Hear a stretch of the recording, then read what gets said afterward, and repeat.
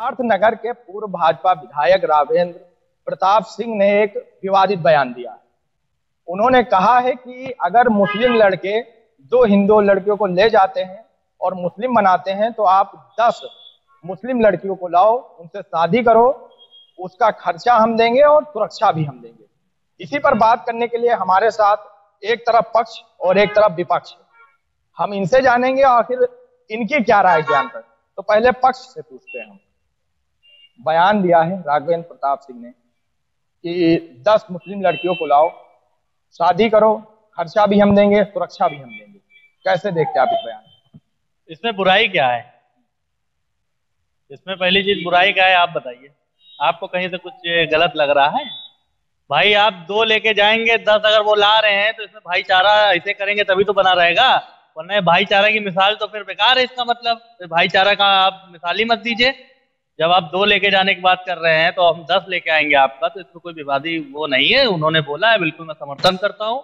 अगर भाईचारा रखना है तो ऐसी चीजें करनी पड़ेगी जी। लेकिन इसमें कहने क्या जरूरत है? अगर हिंदू लड़की मुस्लिम से शादी करती है या मुस्लिम लड़की हिंदू शादी करती, तो वो उनकी ऊपर डिपेंड करता है ना। किसी को ये कहने के तुम लेकर आओ, अगर नफरत तो नफरत नहीं मार सकती, नफरत तो प्यार से होगा कम ना।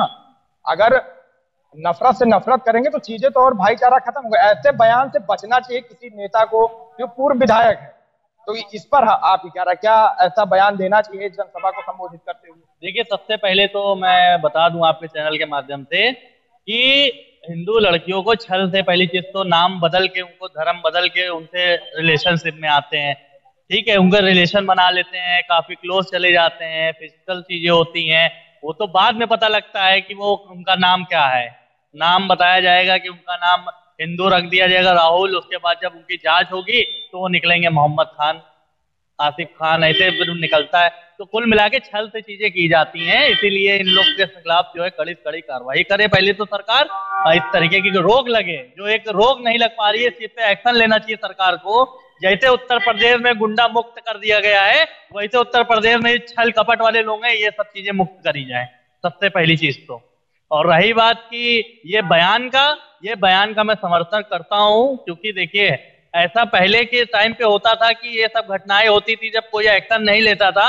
लेकिन ये सरकार दूसरी है, 2017 के बाद माननीय योगी आदित्यनाथ जी की सरकार है। किसी को बख्शा नहीं जाएगा, वो चाहे किसी प्रकार की भी गलतियां करें, क्योंकि हमारे उत्तर प्रदेश में बिल्कुल सीधा क्लियर कट रहता है, नो जेल नो मेल, सीधे प्रभु से मेल।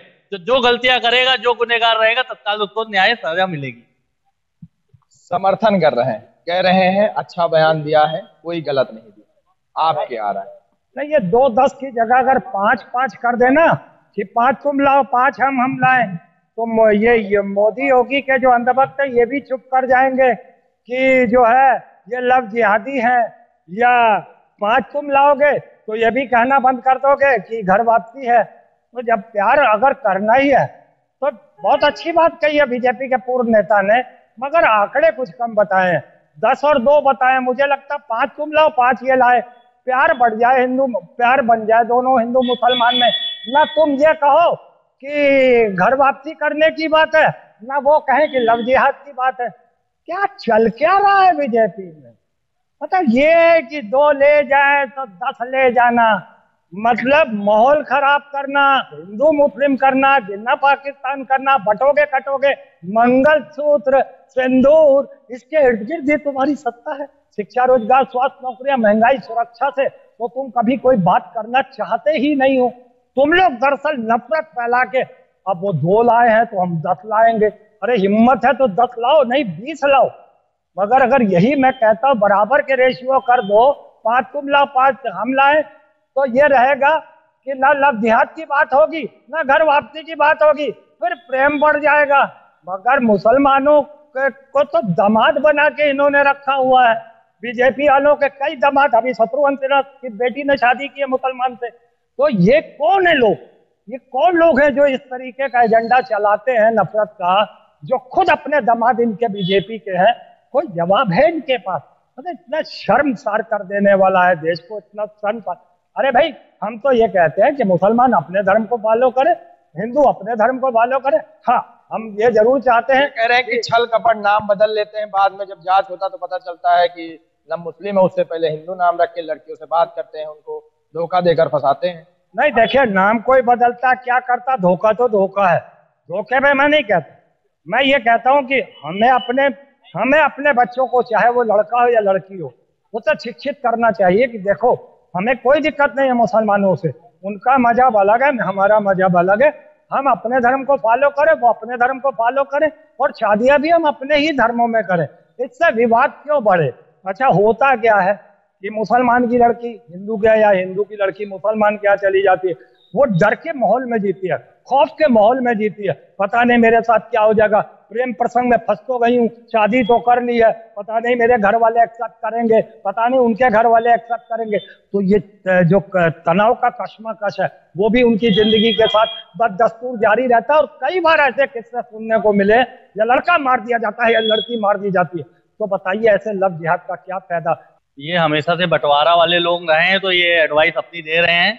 जब हिंदुस्तान जब आजाद हुआ था 1947 में, तब इन्होंने दो पार्ट कर दिए भारत के, तब पाकिस्तान अलग बना दिया, हिंदुस्तान अलग बना दिया। तो ये बंटवारे वाले ही लोग हैं, इनके दिमाग में यही मानसिकता भरी गई है कि इस तरीके का बयान दिया जाए जो काफी जो है जनता के बीच में अफवाह फैले, लड़ाई दंगे चीजें हो, हर एक चीज का इन्होंने पूरा प्लानिंग करके रखा है।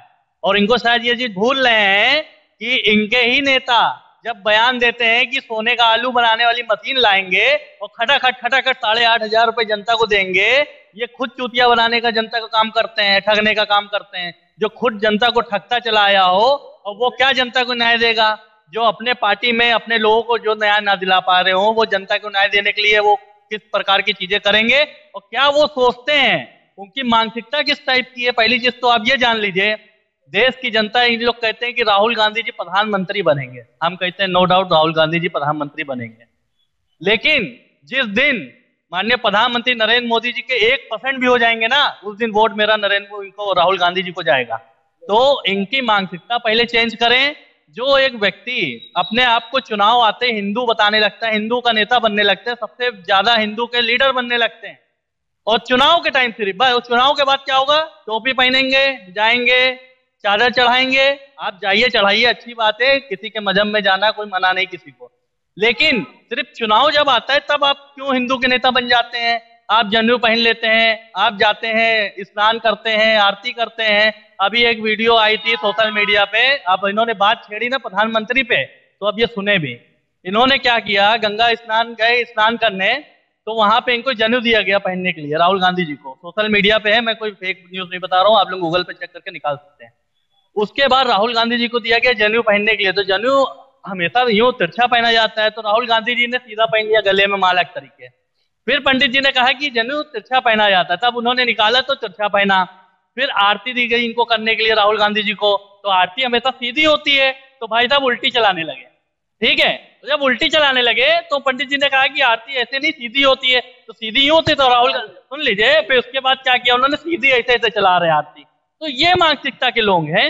और इसी पे 2 लाइन याद आ गई कि रामचंद्र कह गए सिया से ऐसा कलयुग आएगा, कि रामचंद्र कह गए सिया से ऐसा कलयुग आएगा, माँ बाप करेंगे चर्च में शादी, बेटा ब्राह्मण कहलाएगा।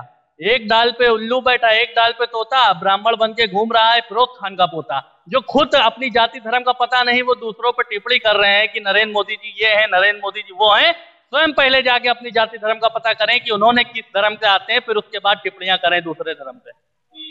वो कह रहे हैं कि चुनाव के टाइम पे हिंदू बन जाते हैं।